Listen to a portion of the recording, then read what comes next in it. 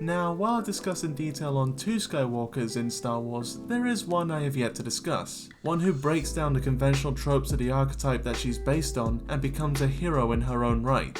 This is, of course, Princess Leia. Princesses before Leia usually fell into the trope of damsel in distress, weak and helpless maidens waiting to be saved by the brave hero, a representation of purity and innocence. But Leia, whilst complying with the typical narratives, often breaks away from these traditions. In typical fantasy storylines, the princess usually takes quite a passive role, usually the MacGuffin that drives the hero, but Leia takes more of an active role in Star Wars. In the first movie, she shoots at stormtroopers and allows R2 and 3PO time to escape with the Death Star plans.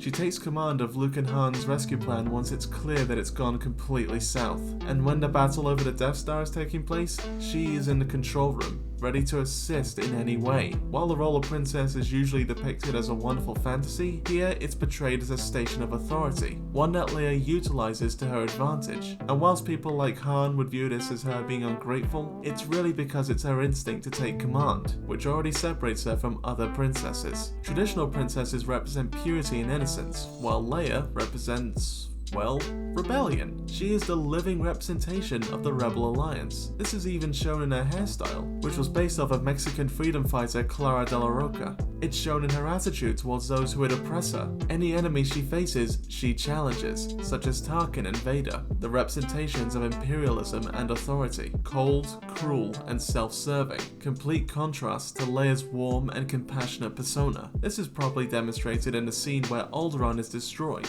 with Tarkin and Vader callously destroying a planet without remorse and Leia passionately trying to defend it, wanting to do what's best for others, fully demonstrating what this fight is all about. Freedom from a tyrannical government that will disregard its own citizens for its personal gain. Which brings me to my next point. I don't know what you're talking about.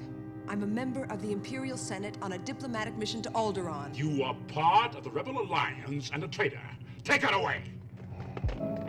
In traditional fantasy stories, the princess is usually taken by the villain and locked away in a tower, and even Leia isn't free from this trope. But there's a bit of a twist to it. The first time Leia gets taken by the Empire, she's treated less as a hostage and more as a prisoner of war. She's even tortured for information, emphasizing not only the Empire's ruthlessness, but also her strength of character, as she never gives in to their demands, emphasizing her commitment to her beliefs. And like I mentioned earlier, she takes command of the rescue mission once it goes south. The second time is in Empire Strikes Back on Cloud City. This time Leia is broken as the man she's come to love is taken from her by her enemies. So when she's finally freed by Lando, she attempts to save the man who once tried to save her.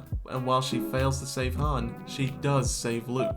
And in Return of the Jedi, she's captured once again while trying to rescue Han from Jabba the Hutt. And this time she's properly humiliated, forced to wear a degrading costume and treated more as a trophy rather than a person, which makes her breakout all the more satisfying. This time she saves herself, strangling her captor with her own 2 hands, and then working alongside Luke to destroy his ship. So yes, while her character does follow the story of the captured princess, there's always a twist to it.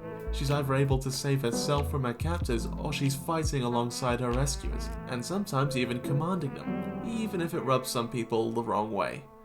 Speaking of which... Look, your worshipfulness, let's get one thing straight. I take orders from just one person, me. It's a wonder you're still alive.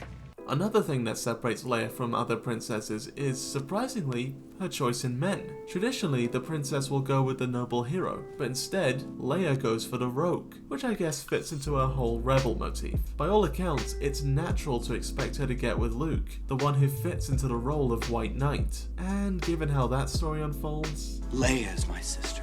Thank God that didn't happen. But Han and Leia's unconventional romance does more than just break a mold. It also forces both characters to grow. This isn't a love at first sight, it's a romance that's given time to develop. I talked about this in my Han Solo video, but I'll go over it again. Whilst Han is learning to be part of a team and care more about the bigger picture, Leia needs to learn to care less about the bigger picture and care more about individuals. If you see her during her times of crisis, she's mostly sat in a control room, assisting from a distance and only getting into the fight when there's no other choice. She may like Han and Luke, but there's definitely a gap between her and them. a gap that Han is eagerly trying to close. This might be because she had to watch her home planet be destroyed, an event so traumatizing that it stopped her from being able to connect out of fear of being hurt again. But it's a little too hard to tell. Alderaan is never really mentioned after A New Hope, and Leia's feelings on the matter are never really addressed.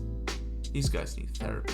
It's only when the rebel base is attacked that she has no choice but to go with Han aboard his ship. She's stuck with her most insubordinate officer, the one that infuriates her the most, and so the two have no choice but to work together. At first, they're back into their old bickering habits, but as they have to fight through hard times together, the two learn to trust and rely on each other. Leia begins to open up to Han, culminating in her finally admitting her feelings for him, right before he sacrifices himself for her. The two have finally grown, with Han learning to commit to a cause, and Leia being able to let someone in.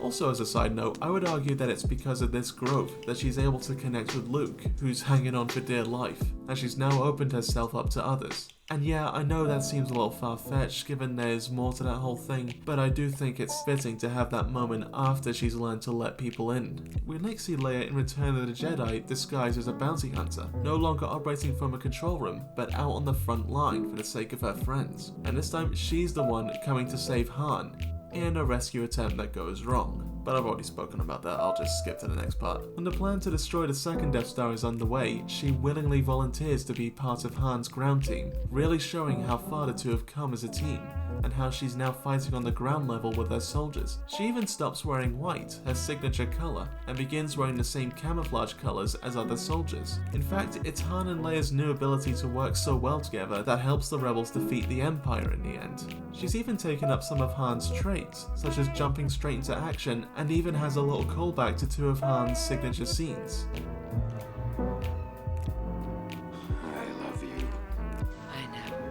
Leia wasn't won over by Han instantly through his brave deeds and noble attitude. These traits were developed over time. The two bond and allow each other to grow. It's a romance that actually enhances both characters rather than just being there. And so the second Death Star is destroyed, Luke returns to the gang from his story, and Leia is surrounded by the family she has learned to let in and has made her all the stronger.